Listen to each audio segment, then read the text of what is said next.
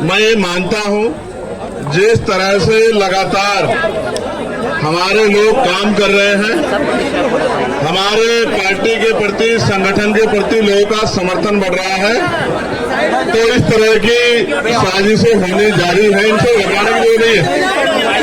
और मेरा ये मानना है कि हमें लड़ाई लड़ने के लिए हमेशा तैयार रहना चाहिए।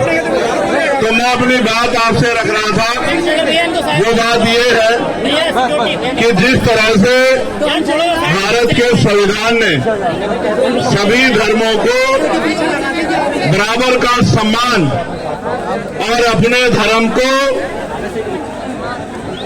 धर्म की पूजा अर्चना प्रार्थना करने का अधिकार सभी को दिया है, वह जिस तरह से लंबे समय से अन्य धर्मों के लोगों को उकसाने का काम, और उकसाने का ही नहीं, उनको परेशान करने का काम एक राजनीतिक षड्यंत्र के जरिए किया जा रहा है, और उसके पीछे उनका मकसद राजनीतिक मकसद है।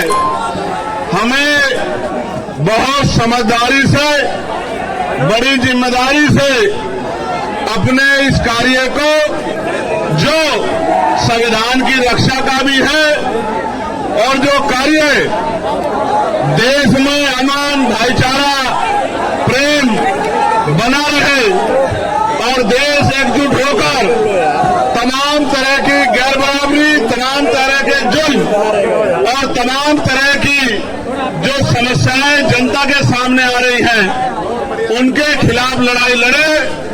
इसलिए आज इस मंच के माध्यम से मैं अपनी बात को स्पष्ट करता हूं कि अगर भारत, क्योंकि बहुधर्मी देश है, अनेक धर्मों के लोग, अनेक जातियों के लोग लंबे समय से भारत में रह रहे हैं, और इन सब जातियों के लोगों ने, धर्मों के लोगों ने, जब भारत गुलाम था, तमाम तरह से भारत के ऊपर जो हुकूमतें काबिज थी,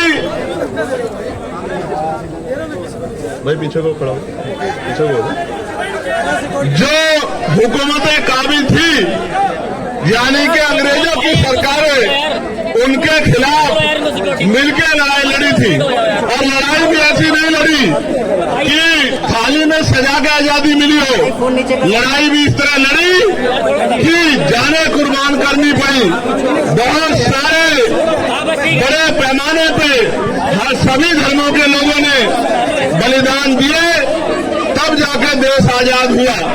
और आज जब देश को आजाद हुए 75 साल से ज्यादा हो गए हैं, तो जानबूझ के, चाहे मुसलमान हो, चाहे सिख हो, चाहे क्रिश्चियन हो, चाहे बौद्ध हो, चाहे जैन हो, या कई जगह पर अन्य धर्मों के खिलाफ भी तमाम तरह से उनको उकसाने, डराने, दबाने और उनको अकेला महसूस कराने का जो षड्यंत्र किया जा रहा है, इसके खिलाफ हम, हमारा संगठन, हमारी पार्टी पूर्ण रूप से हर कमजोर के, हर गरीब के, हर मजलूम के साथ खड़े हैं। और जब तक ये गैर बराबरी पर आधारित व्यवस्था जो लोगों को डराने, दबाने, सताने का काम करेगी, हम अपने भाइयों का हाथ नहीं छोड़ने वाले। और मैं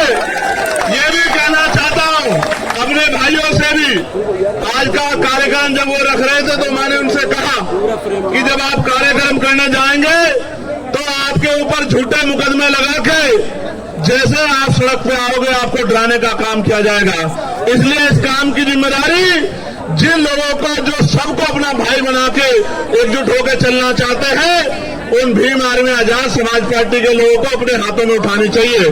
क्योंकि जब आप वोट मांगने जाते हो तब तो आप सबसे वोट मांगते हो, बड़े बड़े वादे करते हो, और जब चुनाव निकल जाता है और गरीबों पे, कमजोरों पे जुल्म होता है, तो सारी पार्टियों की तरह आप भी इंतजार मत करो कि वो सड़क पे निकल के अपने आप लड़ाई लड़े। अगर आप सड़क पर निकलोगे तो उनके लिए आपको एजेंडा बना के अपना काम करना आसान हो जाएगा।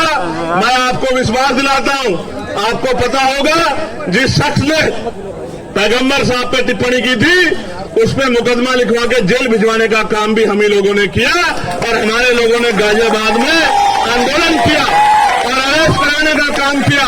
और चाहे बहराइच में एक तरफा कार्रवाई करके जुल्म करने का काम किया जा रहा हो इसलिए कि सरकार का एजेंडा चलता रहे, या हिमाचल में तमाम तरह से जो है कमजोरों पे जुल्म ढाने का प्रयास किया जा रहा हो, उत्तराखंड में प्रयास किया जा रहा हो, हर मोर्चे पे हमारी पार्टी, हमारा संगठन एकजुट होकर बिना किसी राजनीतिक स्वार्थ के इस लड़ाई को लड़ने का काम कर रहा है। और मैं आपको स्पष्ट करना चाहता हूं, सिर्फ मुसलमान भाइयों के साथ नहीं, अगर जैन भाइयों के साथ, सिख भाइयों के साथ, किसान भाइयों के साथ, देश की करोड़ों महिलाओं के साथ, नौजवानों के साथ, गरीबों के साथ, अभी डीटीसी बसों वाला प्रकरण चल रहा है, जिसके साथ भी जुल्म होगा हम अपनी देश की तरक्की के साथ खड़े हैं, हर व्यक्ति के साथ खड़े हैं, हम उस लड़ाई को लड़ने का काम करेंगे।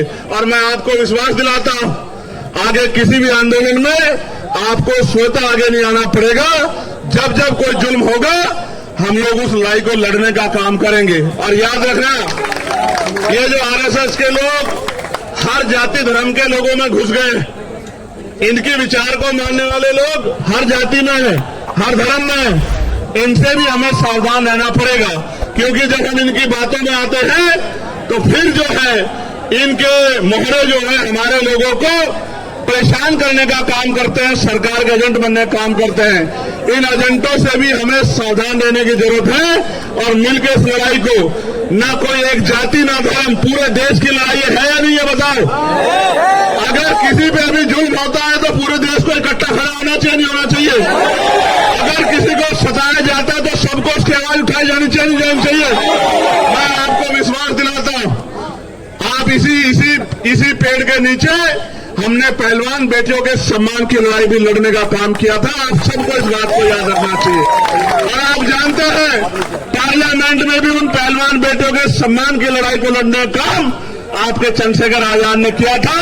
और आज मैं आपको विश्वास दिलाता हूं, जिस तरह से जानबूझ के टारगेट करके मुसलमानों के खिलाफ हिंसा का और ये धर्म के आधार पर जो है अपमान करने का काम किया जा रहा है, पार्लियामेंट में आवाज उठा के इस पे कानून बनवाने का काम भी हम लोग करेंगे। मेरी इस बात को आप लोग याद रखना। लेकिन मैं आपसे भी कहना चाहता हूं कि अगर आप लोग एकजुट नहीं रहे तो आपकी एकजुटता न रहने का फायदा दूसरे लोग उठाएंगे। हमें बुलडोजर, मैं फिर कहता हूं, पहले दिन से हम लोग बुलडोजर के खिलाफ रहे हैं और बुलडोजर की प्रक्रिया न्याय संगत है नहीं। हम संविधान को मानने वाले लोग हैं। ये बुलडोजर गरीबों पे नहीं चल रहा है, ये बुलडोजर भारत के संविधान पर चल रहा है और इस बुलडोजर का इलाज भी हम लोगों को करना पड़ेगा। मैं आपसे फिर कह रहा हूं, बुलडोजर से नहीं, आप अपनी एकता बना के रखिए। संविधान की ताकत से बुलडोजर भी निस्तानाबूद होगा और बुलडोजर चलाने वाली सरकारें भी निस्तानाबूद होंगी। मेरी बात को आप याद रखें। मुसलमान भाइयों को मेरा यह कहना है संदेश के तौर पे कि आपको हजरत पैगंबर मोहम्मद साहब को पढ़ना भी चाहिए। पढ़ना चाहिए कि उन्होंने सारी उम्र इंसानियत के लिए काम किया, कमजोरों के लिए काम किया, मजलूमों के लिए काम किया, उनको मुख्य धारा में लाने का काम किया। जो काम आज हम लोग कर रहे हैं कि हर व्यक्ति बराबर का अधिकार उसको मिले, वही काम उन्होंने किया। और उनके बाद हजरत उमर साहब ने भी वही काम किया।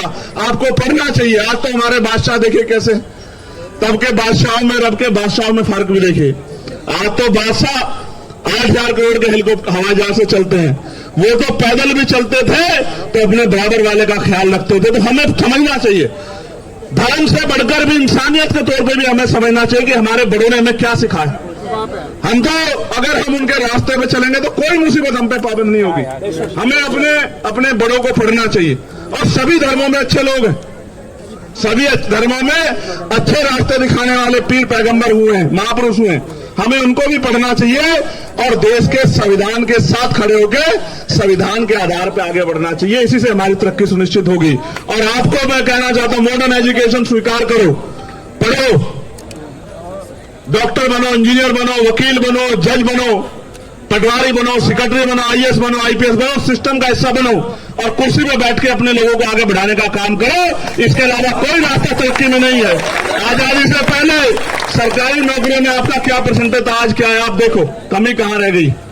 ये मैंने नहीं की है, ये आपको और हमें मिलकर सोचना पड़ेगा कि जब तक हम लोग एजुकेशन को स्वीकार नहीं करेंगे और संविधान के फैसलों के साथ नहीं खड़ोगे तो हमें परेशानियों का सामना करना पड़ेगा। मैं आप सबका धन्यवाद देता हूं और आपको विश्वास दिलाता हूं, तमाम तरह की साजिशों षड्यंत्रों के बावजूद भी, तमाम तरह के रास्ते रोके दब बजाने के बावजूद भी हम लोग आपके साथ खड़े हैं और हर कदम पर आपके साथ खड़े रहेंगे। कभी आपको अकेला नहीं छोड़ेंगे, हर कमजोर के साथ खड़े हैं।